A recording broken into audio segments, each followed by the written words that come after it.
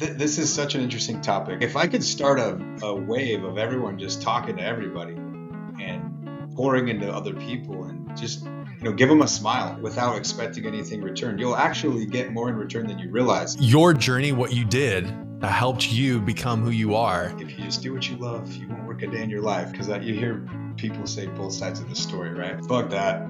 You need to just do whatever it takes, get there, get the money first. How's your connection with God evolved over time? That's my message. Honestly, just care about people, connect, care, love. What else are we here for? What's your take on creating the reality you truly desire? Live a life that's on fire, that's intentional, and that others can feel. Where I'm at now, it's more important than it's ever been to... Welcome. I'm with Kyle David Moffitt here on the podcast today. What's up, Alex? How you doing, brother? Good. So good to be with you, dude. I'm glad we reconnected recently, and stoked that we get to do a podcast. This is it. It's the era of podcasting, and I really appreciate you jumping at the idea of coming on here and just sharing who you are. You're such a cool guy. You've accomplished a lot, and man, I'd love to hear what's been on your journey. As I saw you at the Christmas bar recently here downtown, tell us about what's shifting in your world. So I've been kind of moving the focus off of just me and wanting to serve people more, right? Wanting to give my gifts to other people. And I've kind of resisted in some ways doing certain things just because I'm that's going to take so much work, right?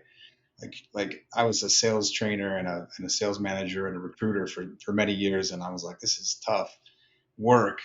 Do I want to do that again? Dive into that, teach people these things. But I've also been able to reconnect over this past little bit with some people that I used to work with. And they're just raving, oh, those were the best times of our lives. You impacted me this way. And so this past little bit has been almost a humbling of self and a more focusing outward. I would say. Yeah. Yeah. Very cool, man. It seems like 2024 has been a very tumultuous time, a turbulent time for many people. What's the way to serve? When those situations come up, what's the format or how is that taking shape? Yeah, well, for one, I want to focus more on helping family build a better life for themselves. I won't lie, I feel a lot of my aspirations and achievements that I've been working towards have been more inner focused and selfish, you might say, right? I'm going to do this thing. This is, and I'm not mad at myself for that, but after this year, I'm just what's really important. I'd like to help my mom in certain ways, my partner, and just the people around me, invest more into my circle and really level up my entire circle and community and be on the creative and the production side of that versus the consumer side. You could also say that in the past, year, months, whatever, that's the shift that I've been consciously making, is going more from a consumer to the producer in my life. And I've always been creative and a producer and, someone that's building something, but there's levels to it, obviously. And so the past little bit, there's been more of a focus on that. And it's early, but there's a lot of momentum, a lot of energy, and I feel really good about the direction we're headed. So That's awesome, man. I think by serving people, you kind of feel your energy and just walk differently. Does it sense do you feel there's this analogy of walk around and pretend that you've got a film crew watching you as you move through life. Have you ever heard of that? I love that. Yeah. Be the main character in your movie, your life. Yeah. Embodying that is super important. And how you're writing the ending of your story, where you're at today and what you're doing and all the things that you've done, in both of our lives, we've done these things in business, and we're now at a point where we're like, well, what's the next chapter of life? And how does the story end? Yeah, I guess I'm less focused on how it's ending. Some might say like, you know, they want to build legacy or something like that, and that's cool and all. That's great. But I'm more focused on making my life as rich as possible right now. Um, And part of that, I believe, is embracing the struggles and the challenges and just the journey in general, right? A lot of times you look back and you're like, oh, those were the good old days. But then when you really put the microscope on, the good old days were tough. You were broke, you were whatever, having a tough time with an ex-girlfriend or something. So a big theme in my life is just enjoying the journey, leaning into the challenges, and yeah, at the end, no one knows how it's going to end. There's a lot of beginnings and endings. When I say end, I don't mean that life's going to come to an end next 5 years. But as I was talking to somebody who had a rich way of looking at, like, we have a story, and we're living any chapter. We might find ourselves earlier in life, middle tier, middle age in life, or maybe in our late 40s, 50s, 60s. Anybody that's listening might be at different ages. And whatever you're going through in life, there's like I think a beginning and an ending to sequences, to themes or myths that you're going through. It's like the stories of your identity, and never to like get held up on the current state of where you're at, because you never, Mm, nothing is never really the end. It's just the beginning, but that you've got the authorship absolutely. to define like what's coming next in the story. Amen. Yeah, that's why I hate boxes. I hate labels. Anytime someone tries to slap a label on me, I'm like, nope. Like, I might be doing that now, but that doesn't mean that's who I am, right? Yeah. So I don't like boxes and limitations. Like, you really can write. You can decide right now to write a completely different story than you're currently writing, and have a completely different life tomorrow. So, what are some things that you use or insights that you've picked up that give you the strength or the perception to navigate change?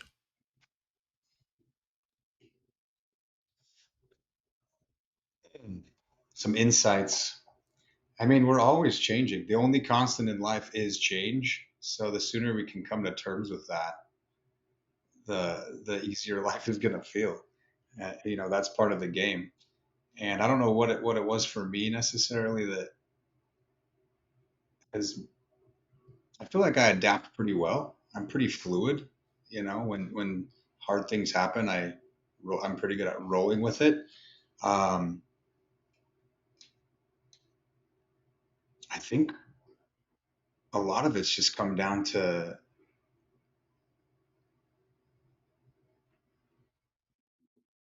reading. Maybe like ever since I started reading more, I felt like I learned all these different perspectives about life and what it was. Um, I learned about taking responsibility, 100% responsibility for my own life, Okay. and I feel like once you like pass that spot, as soon as you realize that life is completely up to you and you take responsibility for your outcomes, you pretty much can take on anything. You can handle anything. Does that make sense? That's eloquent. I mean, it's the mindset of like no one's coming to save you, and if you can reach Yeah. deep within yourself to feel grounded and be able to muster the strength, right? Necessity is the mother of all invention. Like when you must figure things out, and you rise to the occasion. Yeah, and it sounds like a book. Is there a specific book that you read that really made an impact in that way on you? Just books in general. Just read it. Reading has been a huge part of my life. I feel like everybody should, read more and expand their worldview. I Mhm. grew up. in like a very religious community that was like narrow, limited worldview. So for me, reading was like, whoa, this life is all of this, you know, and I think it helped me in my approach to a lot of things. Okay. How does how's your connection from that time in your life with religion, with God? How has that evolved over time? Maybe devolved is the right word. I don't know that Okay. I'm super like, yeah, I don't want that, that sounds maybe bad, but I haven't necessarily reconnected on like something that you would label spiritual, I guess. Again, I'm not big on the labels or the boxes, but um, I believe I try to listen and pay attention to the universe and things that happen, um, and respect and have respect for life and whatever that is. Um, but I don't assign names, you know, I don't know if it's God or the universe. And yeah, so I guess I'm still on that spiritual journey. How I do think they you say what's the saying? They say we're not human beings having a spiritual experience. We're spiritual beings having a human experience. Mhm. And I don't know. That's kind of how I. That's my take on life. What's your take on creating the reality you truly desire?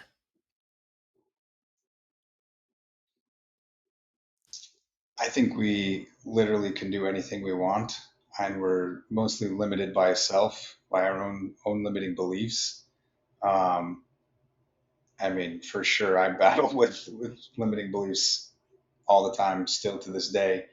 And again, that's why I try to focus on little things to create and keep momentum in my life. You know, things like taking care of my body, eating good food, reading, and filling the mind with good information. And I mean, it's just those little wins that keep the build and keep the momentum. Is there any pieces of like valuable insights like across either nutrition that you've learned, your meditation, your belief systems, like any like powerful things? Like if somebody was listening and they're like an older version, you know, of you, or like kind of figuring out their place, like what could you say to someone, or maybe your younger version self, that would help them? Mm. Help them in what way? In any way, create the reality to enhance their lifestyle, their health, their wellness, their trust in themselves, to get them through whatever chapter they're in, or just better themselves in some way. Maybe there's an area in life that they're wanting to get better. What did you try to get better at and now you're proud of?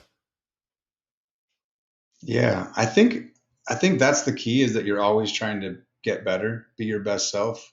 I think growth is happiness. Happiness is growth.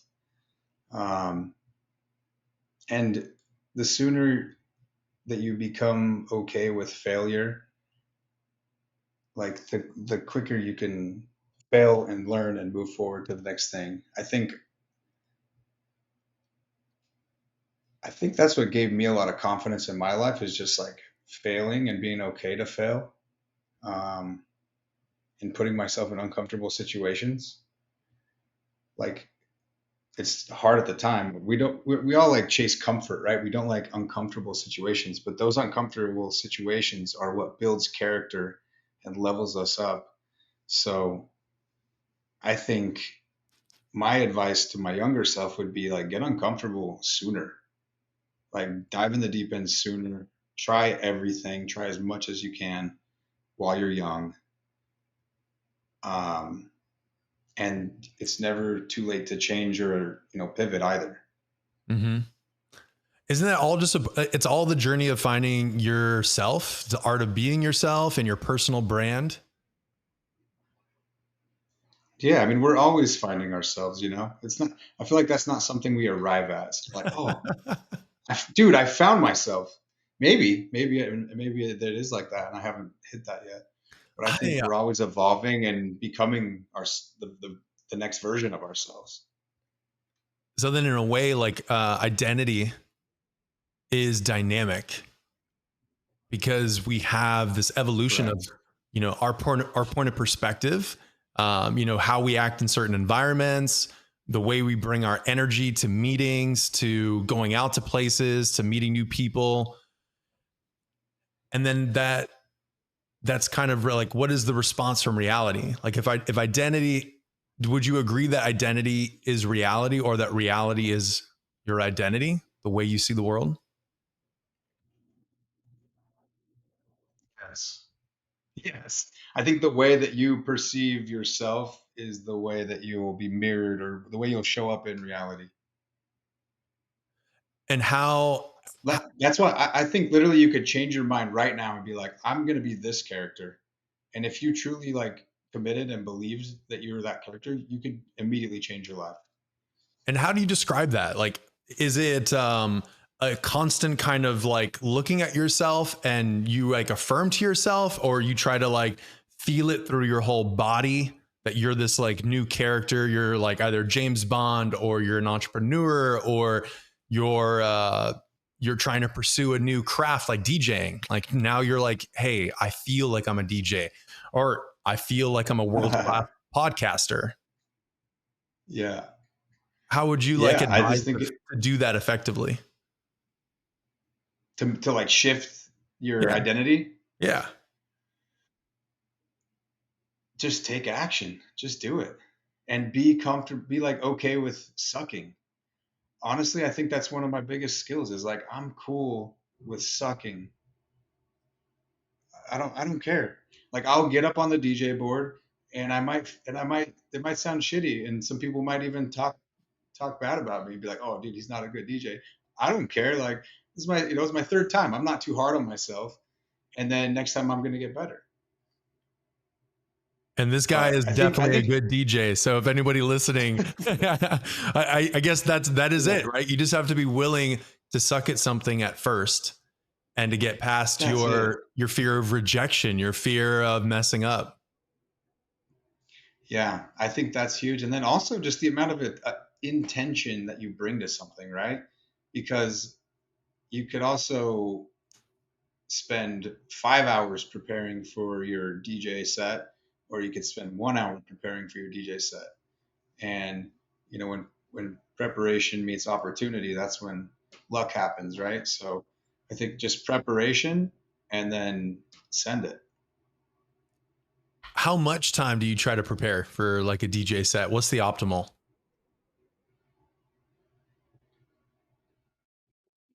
The more the better, in my opinion. I know some DJs just get up there and they just rip it and like flow. Yeah. And for me, I find that I have a better situation when I've prepared more, when I've really like, what's the vibe going to be like, and I've taken time to like curate a playlist, not necessarily like song by song what I'm going to play, but like a vibe that I'm going to stick with. For me, that's the more preparation has proven to be better in everything that I do. Oops. Yeah. How is that calling of a DJ? When you feel through the joy that it brings you, and the craft, like how do you describe like that pursuit of DJing?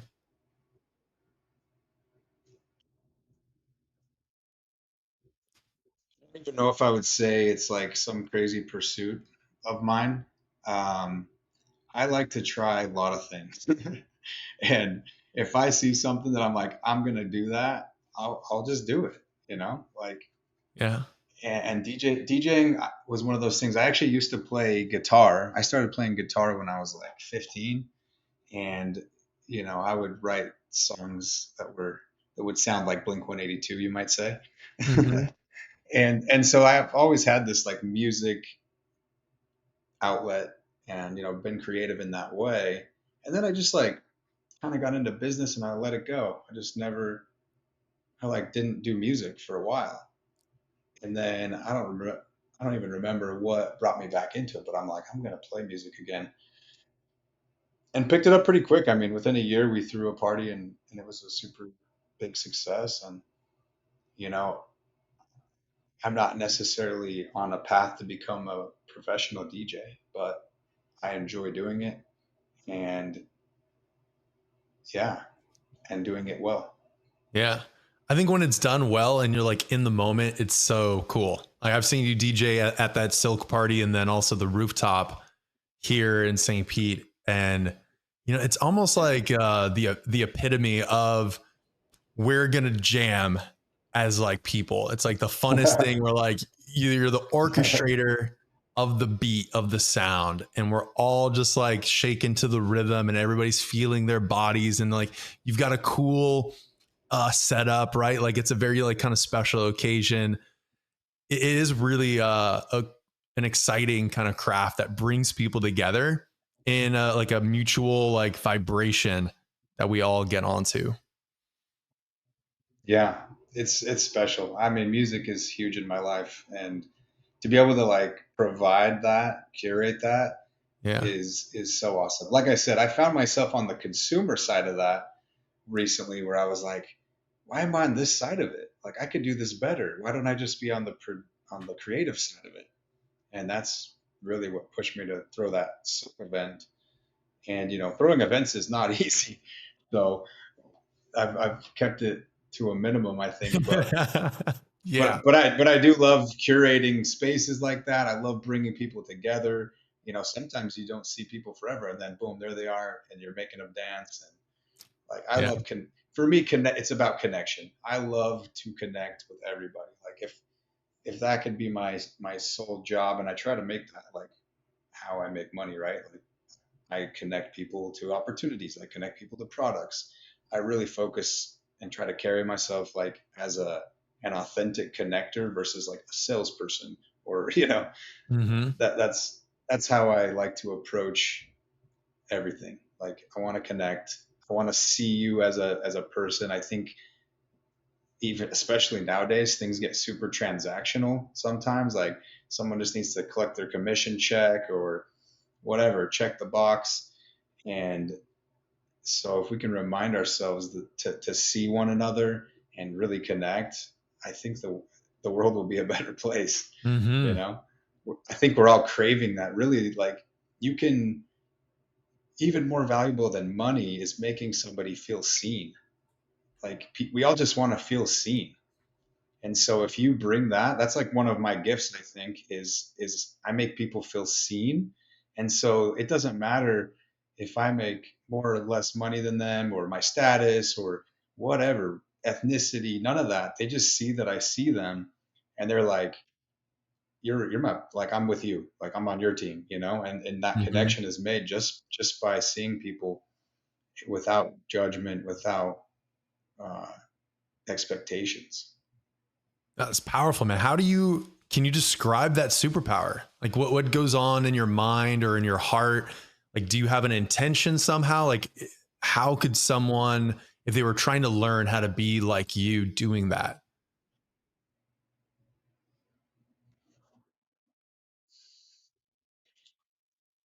Yeah, this is something that I think that I want to share more with people.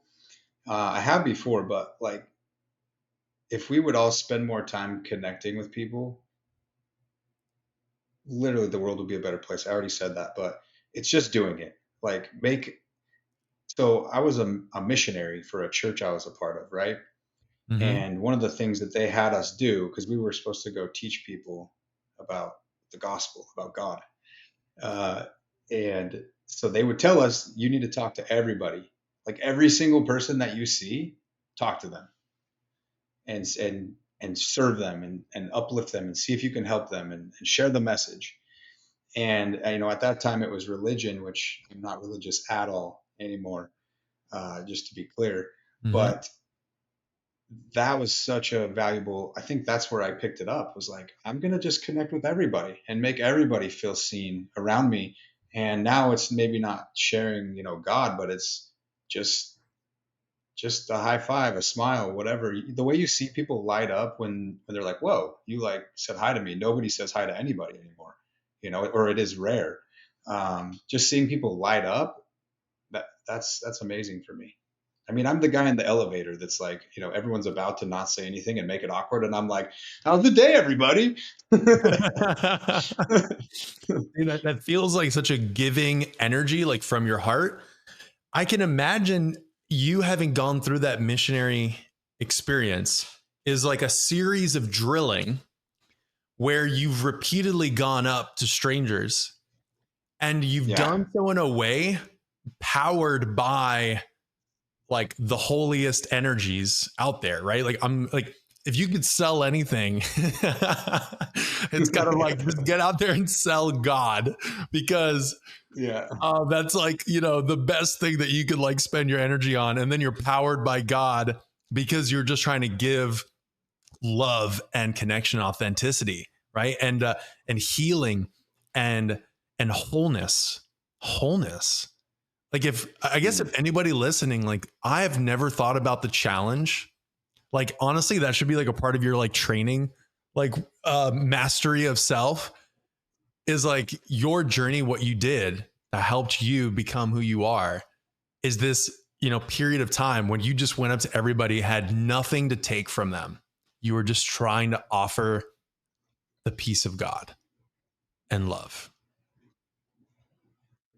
yeah. I've been thinking about sharing more of that on like social media, because I'm like, if I could start a wave of everyone just talking to everybody and pouring into other people and just, give them a smile, without expecting anything returned, you'll actually get more in return than you realize. It will increase your confidence. It will make you happier. Like, it's going to improve your people skills. It's way more valuable than people realize. Oh, without a doubt, man. I think that's a super secret insight that you just shared. I've never heard that before. And you'll even get rejected too. You might say hi to someone, and they're just in a weird mood or something, and they might kind of like shun you or whatever. And you're like, oh, and that's, what I've learned is that's a them thing. Like, that's them. It's not you. Yeah. You were coming at it with love. That was a them thing. So like, but you learn how to like handle rejection and maybe not being liked by everybody. If you talk to everybody, you'll find real fast that you don't vibe with everybody. And I guess like your mental awareness as you're going through that, you're coming first from that heart place full of wholeness and love and God. And if somebody rejects you, I would assume you come back to, hey, God, I trust you. Like, you're going to get connected to them when they're ready. There's like, they're going through something right now. Yeah. Like, is there anything else in that kind of review where like you come back to a center where you don't lose any energy because you've already started from a source of like here to share God, and now you end with still being like on the mission that you've had before you spoke to them? Well, for me, it's not even about sharing God. It's just about spreading light. And if someone doesn't want to accept that, that's cool. That's like, it doesn't take from my light. Um, and I think just lots of doing it is what gets you there. Because in the beginning, you do feel rejected, and you feel like diminished, right? When you first put yourself out there and get shot down, and this applies to everything, right? Dating, like if you're going to ask a girl's number Oh, or whatever, make a sale, like of course when they shoot you down, you're going to feel diminished. But like, as you do it more and more, and you start seeing that the right people do accept you or will receive that, um, it like validates that what you're doing is good. And then you're like, oh, all these no's don't really matter because I'm just looking for these people that are the yeses. That's all. I'm here for the yeses, not the no's, and that's fine. They're on their own. They're on their other journey, but yeah. I'm here for the yeses. I think that's like a great like tag right there. It's just, I'm here for the yeses. Like if you had to like kind of teach that whole thing, if you had to succinctly put it into like a, one sentence that somebody could like take, like how would you define it?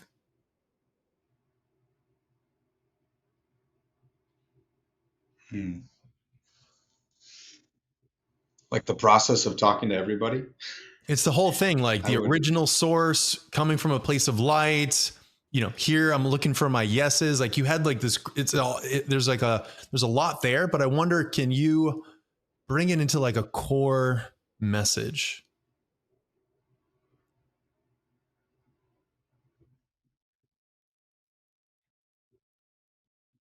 I mean, it's really just spread love and connect with people.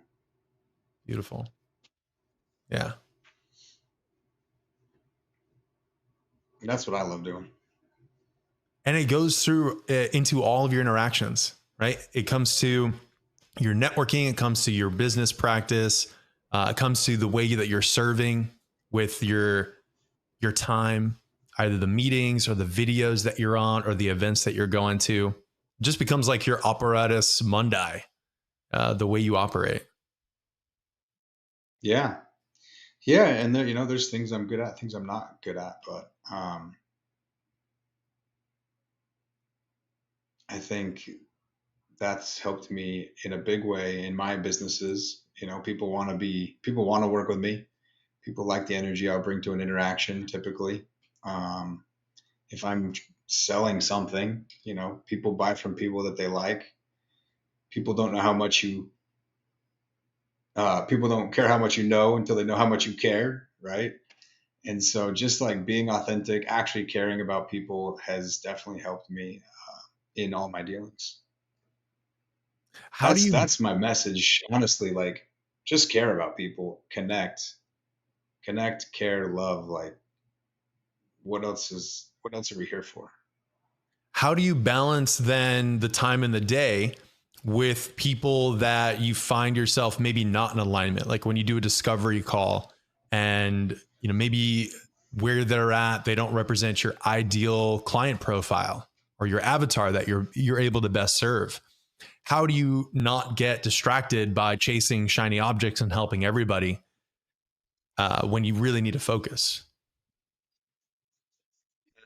I like that. Yeah, I think it's important to be radically honest in everything, and sometimes that looks like not working with somebody, even though they might have some money for you.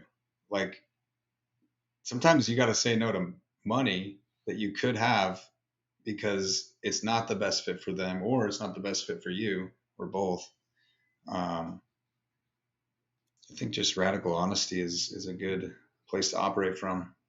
Do you have like experiences that come to mind, or like why you've learned that to be so? Like what has taught you how important that is to be radically honest and to not take that client on? Yeah, because I've worked with bad clients. I've done it where I'm like, I don't know if I vibe with this person, and you still do it, and then you're like, oh, turned out to be a huge pain in the ass, or came back to bite you later on. So, and I mean, you don't know till you know, right? We learn by going through these experiences, but mm, where I'm at now, it's more important than it's ever been to work with people that I align with. Um, and I mean, different businesses and products are different, right? Some products are like mass products that go to consumers worldwide, and like you don't need to vibe with everybody in that scenario. But if you're working with, coaching somebody or a client that you're interacting with regularly, I really like to align with the right people. Investors, I think investors is a super important one. Someone might have $1 million for your idea, but are they gonna, you know, help the vision, hurt the vision, be a liability? Are they gonna make it harder for you? I mean, Yeah, are they going to be seeing the end goal that you have? I was just talking big with a vision. friend who's got investors, and he's dealing with issues around, are they still the right investors for his company, his Series A and Series B investor? Do they have the still long term vision, or are they more motivated by a short term exit? Yeah, exactly. If they want the short-term exit and you're trying to build an empire, I mean, there's misalignment potentially, right? Oh yeah, oh yeah. Which comes back to like the radical honesty, like, hey, this is what it is. I think, every bad situation pretty much comes from like a lack of communication or a lack of uh, communicating or understanding expectations. So then how do you deal with the problem or the idea of faking it till you make it, and maybe saying that you're trying to do something, Mm. but you can't be so radically honest because maybe you're deficient. Maybe you're trying to get to some like a step higher than you really should be at. Right. So you're overcommitting yourself. You're not being super radically honest. You might disappoint someone. Mm. How do you manage that in your worldview? That's interesting. Yeah. I mean, I think I'm definitely always reaching beyond my, I'm reaching high typically. So maybe even delusionally sometimes. Um, that's a good question. But you can still be radically honest with people about hey, this is what I'm shooting for. I don't know everything. Here's how I'm getting help. I think that's how you could be like honest in that situation potentially. Mhm. Radical honesty, though, if I don't know if that everybody was answered. more forthright, kind of like with their intentions, I wonder what that looked like. But I still think that we all keep some cards to yourself. You can't be completely radically honest about everything. If you're either an employee somewhere, can you be super radically honest about difficulties you're going through, like, or you want to like really express everything? In some terms of business, I think That's sometimes true. growing business, you're as a visionary forecasting, right? Well, forecasting is like, hey, we're going to hit these numbers and we're going for it. But are those numbers you actually end up hitting? And then do you end up Yeah. letting down things? I guess we're all juggling. I loved like one of my mentors, family friend. He always said like running a business, being an entrepreneur, it's like juggling Jello. Well, I can't juggle anyway, so add Jello. It's like you're just I constantly like just. yeah, I like what you said though. It's true. You do hold cards back in many scenarios. I think radical honesty with yourself is the most important because there's Mhm. definitely scenarios where people don't need to know everything. And, I think protecting your energy and information is actually super important. Yeah. So great point. What do you define as the best human life lived? Wow. The best human life lived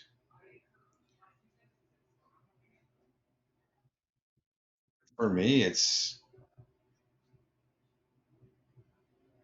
I think, being able to chase your excitement and enjoy as many experiences as possible.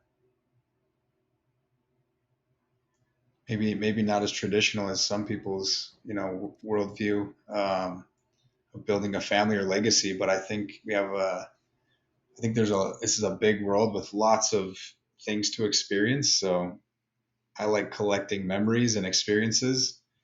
And so the less limitations, the better to be able to experience more of life's gifts. Mm-hmm. So the less limitations, as in having more freedom with your time and energy. Do you need to be? How do you define financial success? Like, is there a number that you have in mind, or how much is enough?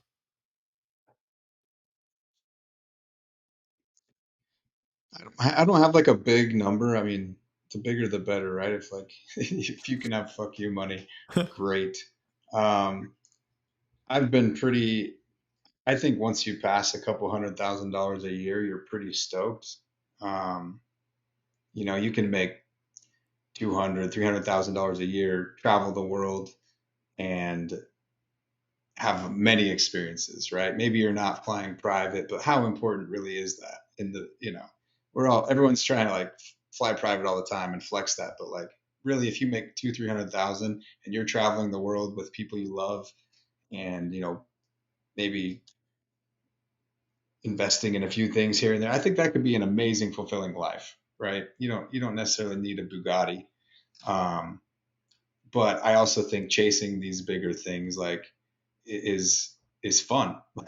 you know, Mhm. I want to fly private for sure.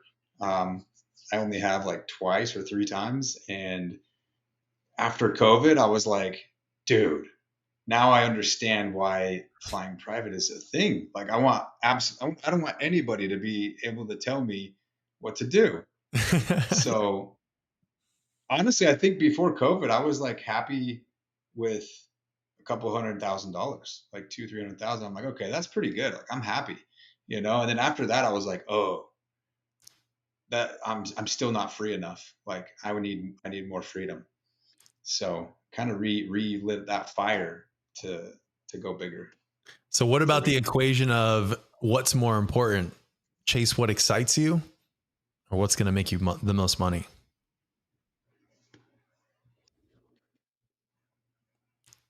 When you this is such an interesting topic because you hear people say both sides of the story, right? Like if you just do what you love, you won't work a day in your life. And then other very successful financially, at least, people are like, fuck that. You need to just do whatever it takes, get there, get the money first. Um, I can tell you what I did. I started off following my excitement and doing whatever I thought was cool. And then I kind of caught, I don't know if it's a shiny object or a bigger opportunity, but I took it and I went more for like the money path.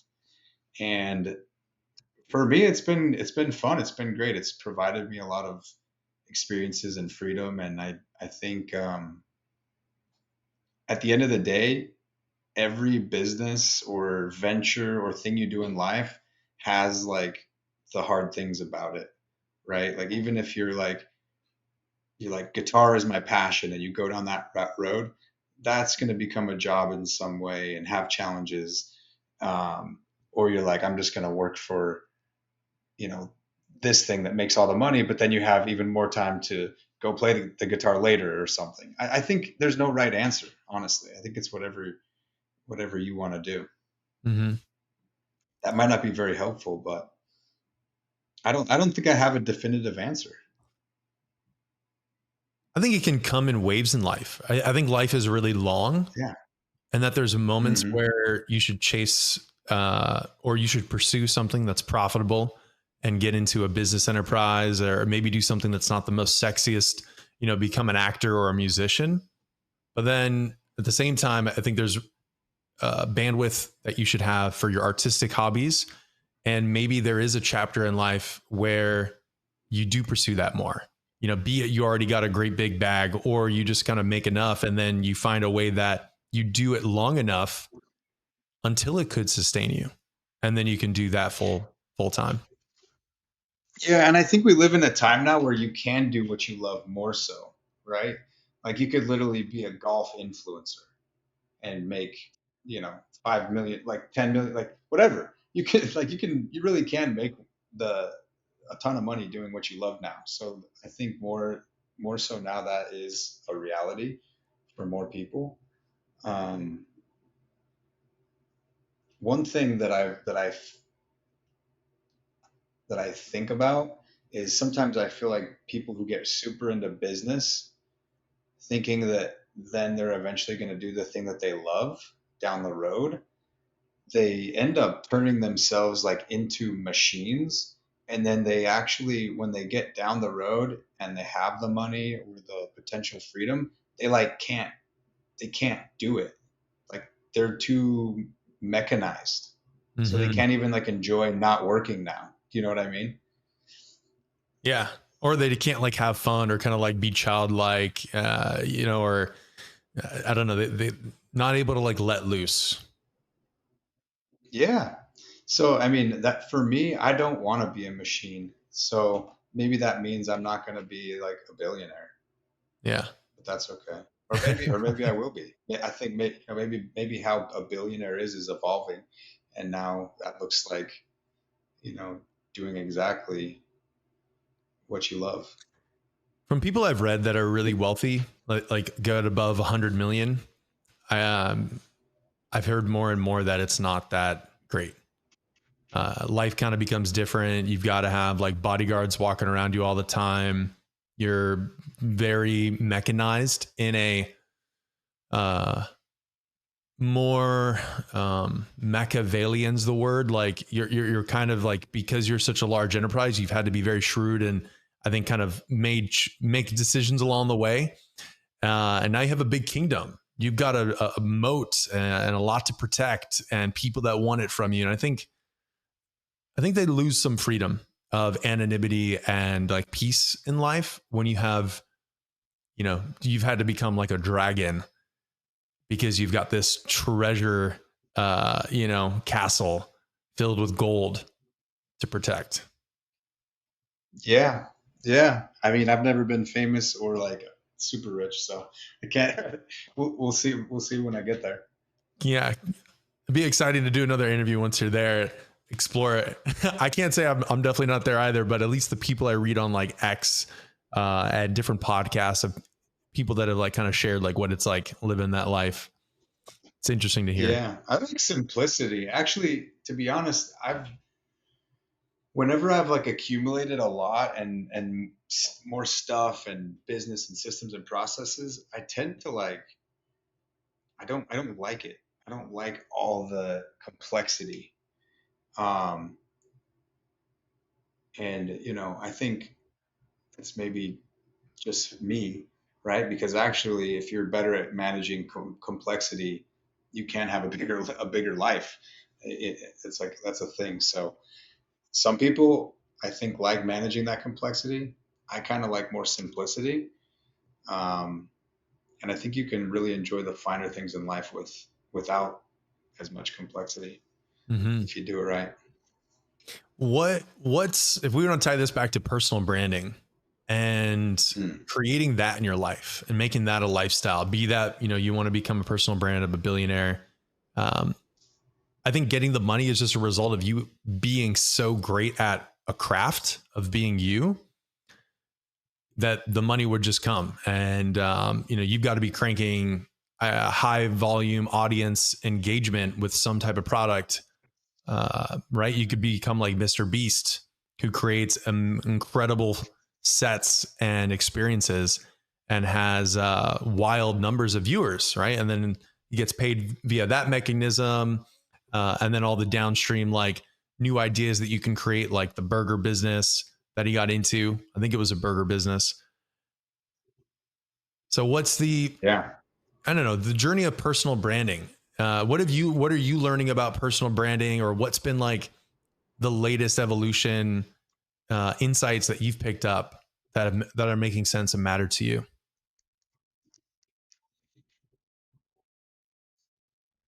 Yeah, it's clicked more recently to me the importance. I've always known that's important, right? Like one of the big levers that you can use in life and business is media. Um, and you either need capital, media, code, or people, right? And I've in my past businesses I've had people and employees to create leverage, and that's a lot to manage. And capital comes and goes. Sometimes you're more capitalized than others, but you can use other people's capital. But media is like this huge lever that if you can capture attention, you can do pretty much anything that you want. So for me, I have kind of a renewed mission to create valuable media for the world, and selfishly for myself. Um, Things that I get to look back onto, share with my family. And I mean, if I can reach larger audiences that can, help with my businesses, then that's ideal. For me, it's been always like getting clear on what do you share. But more and more, it's becoming apparent, I think, that like you are the niche, right? Like nobody else is Alex. And you've gone through things and learned things that is going to be valuable for somebody else. Maybe you're not the billionaire or the 100 millionaire yet, but somebody, that's wanting to take that next step in life could learn something from you because you took the step that they want to take. And so that's kind of how I've reframed that in my life. Like, we all struggle with imposter syndrome. Like, oh, I'm not Alex Hormozy or Mr. Beast, so I can't say shit about business or content. But like, there's plenty of people that are just still going from 0 to 1 and would love to see your journey going 0 to 1. So, I mean, I'm kind of just launching into that more so, but my goal is to document my journey and share my experiences, not regurgitate other people's things, but like, what did I do and how did I learn something and how did I apply something? That way it's authentic and will resonate with the people that need it. Yeah, I mean the authenticity part. I think we've heard this from Gary Vee. Or I've heard it from like the beginning. It's like just document your journey because that is what's unique. And if we take the knowledge that you shared in the beginning of like just put yourself in more uncomfortable situations, if we were just documenting those more and sharing them and pushing the boundaries of what we'd be willing to get uncomfortable with, by doing that, that becomes you're just sharing who you are. Now you still have to kind of, I guess, niche or kind of figure out what your consistent equation of like what makes you the most happy and what do you enjoy talking about.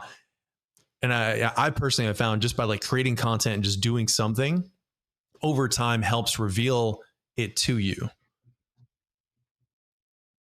Yeah, just take action and you'll figure it out.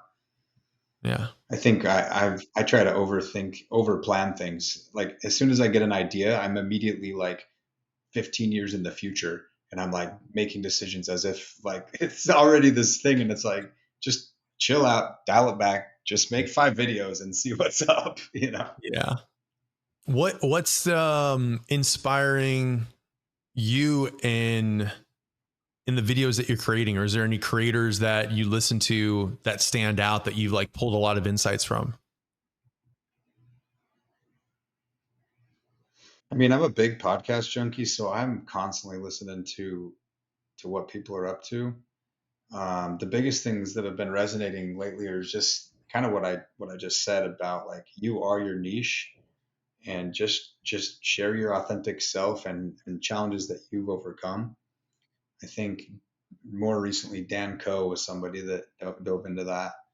Um, and funny enough, like, one of his courses that he sells is like pretty much what I do already. So it's weird that I resonated with him because like what he teaches is basically what I do for business. And then he also grew up in the same church I grew up in and like left Get out of similarly to here. me. I'm No like, oh, way. yeah. So just yeah, so just like randomly, I connected with this guy's content, and then I'm like, whoa, I'm basically doing the same thing he's doing.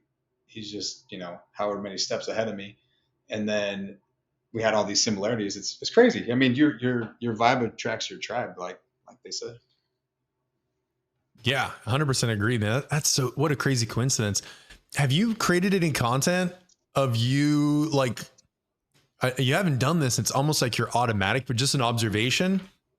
If you were to go meet like a missionary or like film like that experience and then try to like, you could almost take like an act, like take a group of people or, yourself and then go from that activity to another activity. And then just, yeah, I don't know, I could just see a really cool video montage of like how this energy translates into all these other functions and actually helps you create the reality or the new identity or the results that you're looking to manifest. I love that. Yeah, we should jam on that. Yeah. Like, me go talk to a missionary and film it. Well, it's your journey, right? You've done it. I've never done this. Yeah.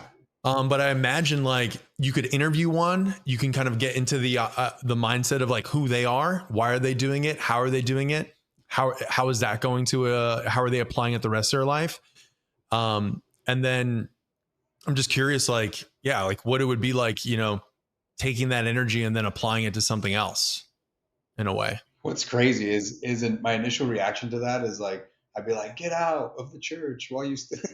But then at the same time, like that experience was extremely valuable for me. So like I wouldn't Yeah. want to take that from them. It's conflicting. Yeah. Just an idea. Let's see. When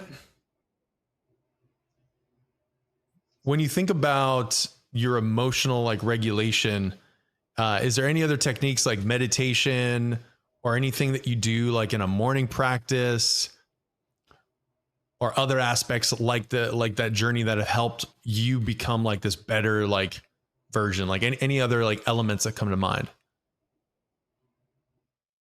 Fitness is probably number one in my life. When I once I discovered that, it was like I don't know, just it's like the rock.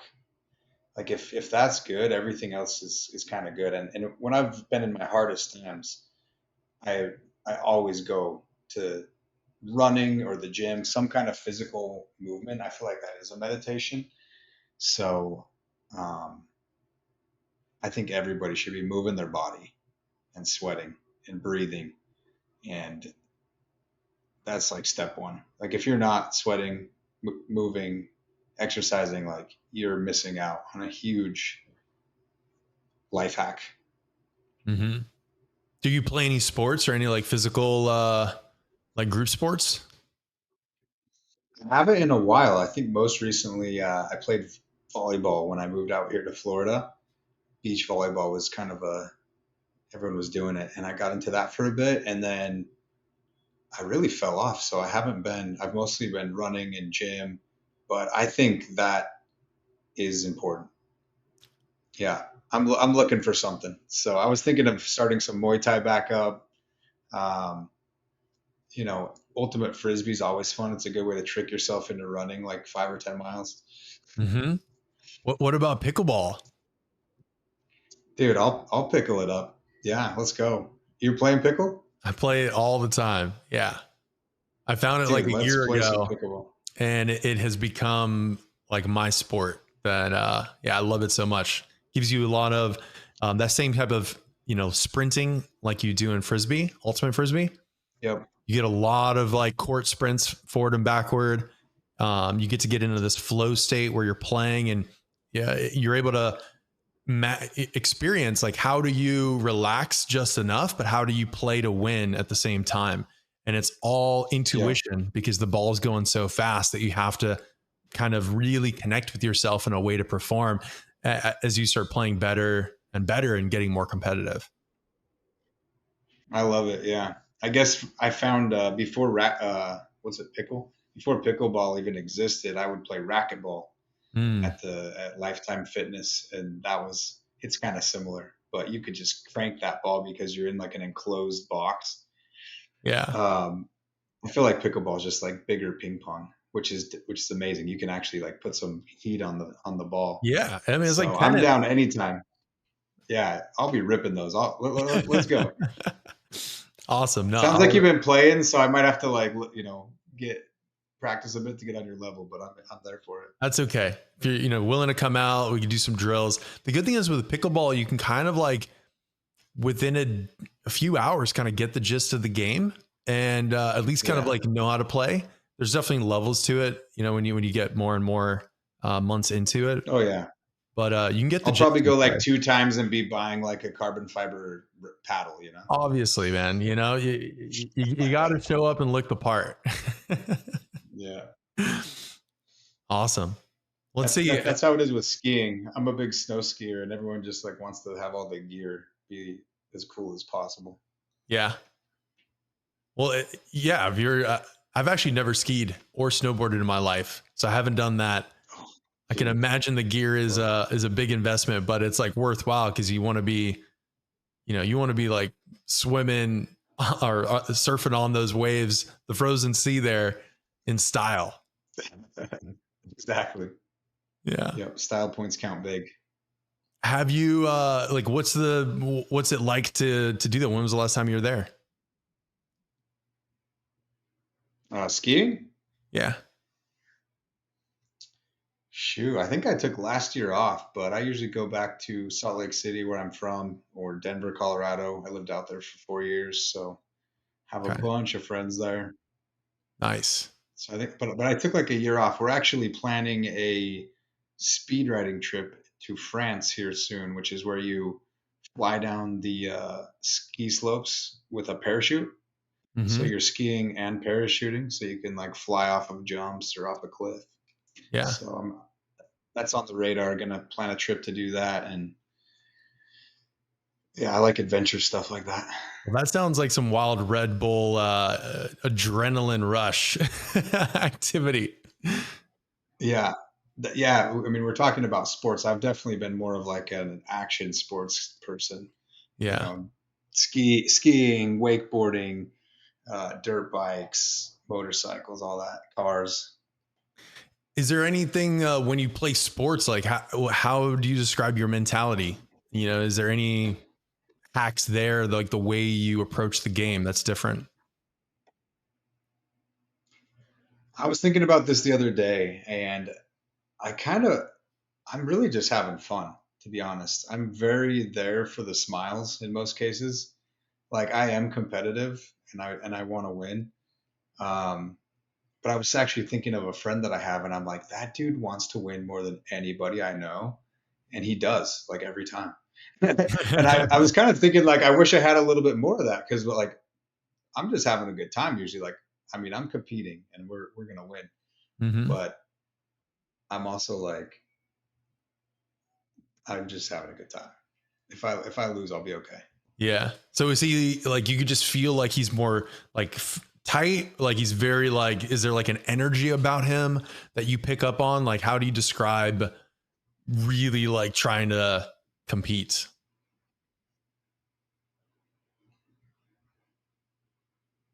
Yeah, it's just how bad you want it, I think, and he wants to win, Yeah. and it's clear.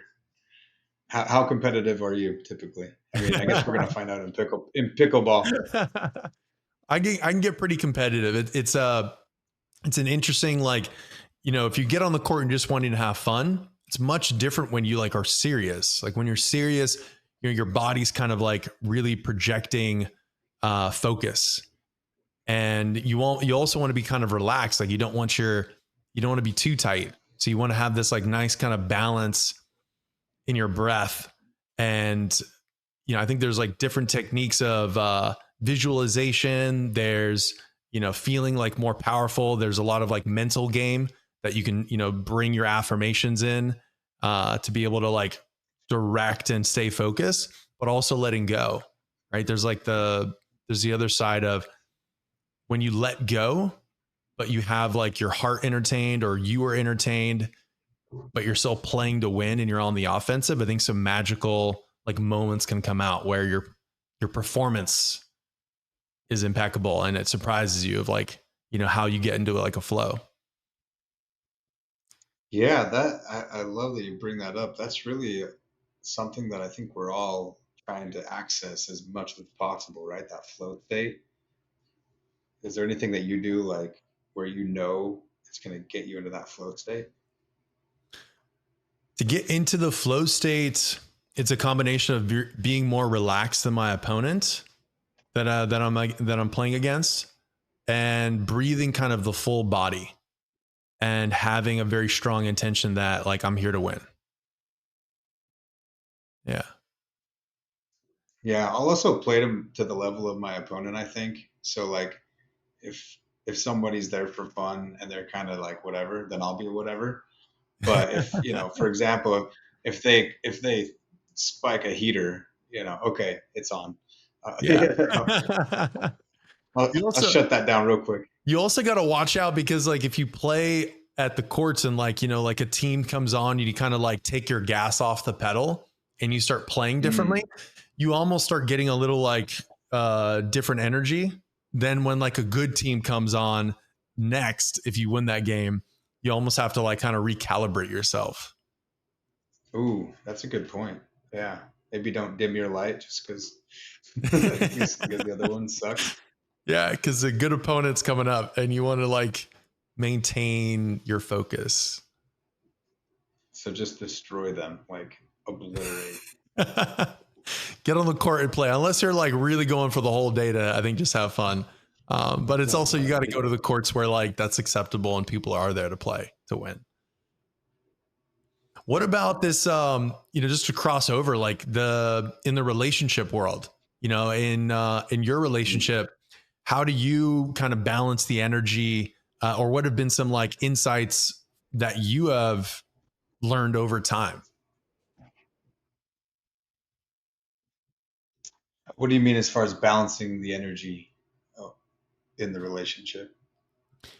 Just how like being together, like what have you learned, like being, in your relationship that you have, how has that evolved? Has that changed from when you first met?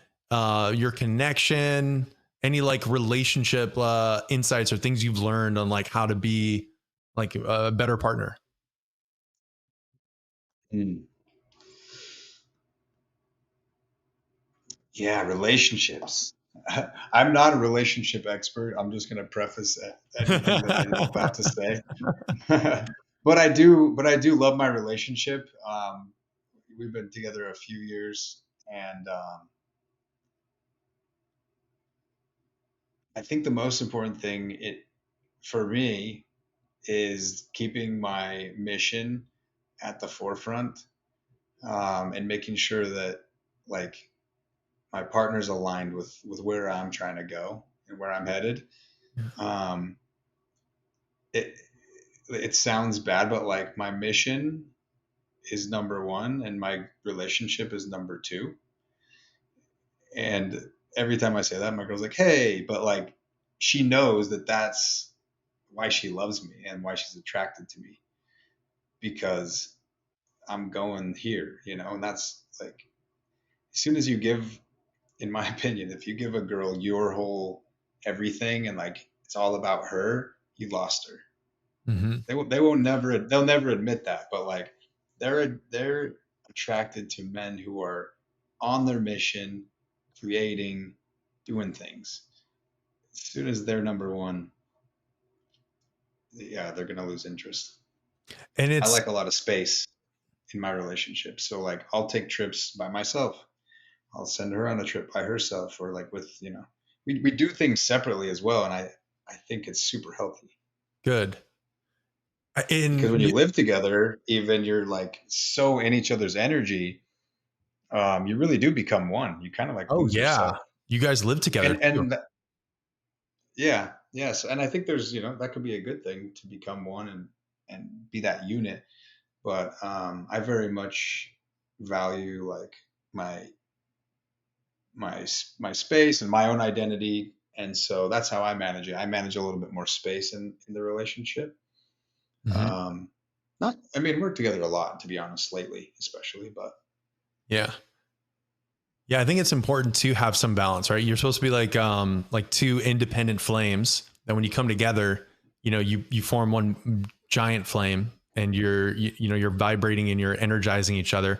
But then when you go separate from apart, you're still independent and you're like self-sufficient and not completely reliant on either or.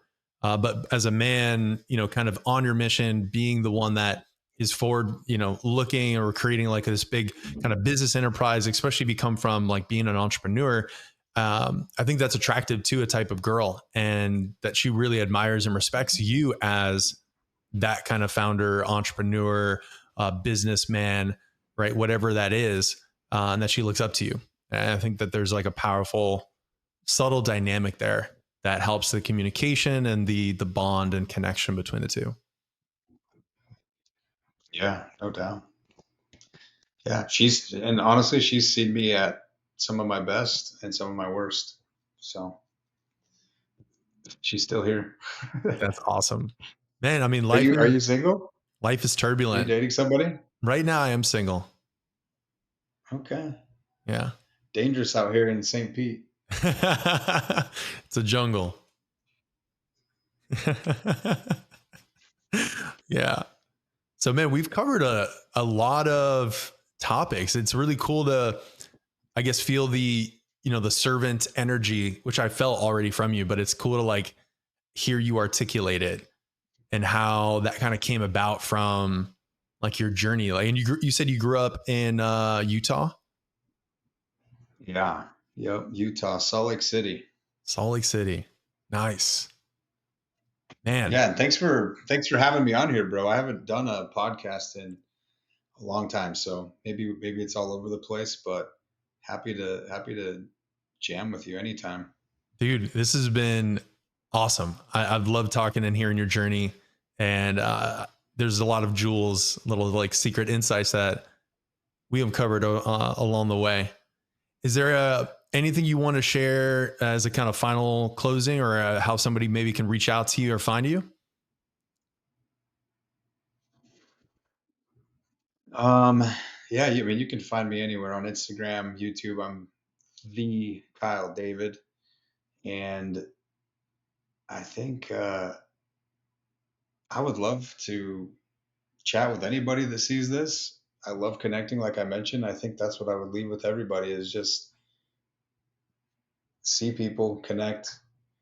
Don't just go through the motions of life. Like live a life that's on fire, that's intentional, and that others can feel.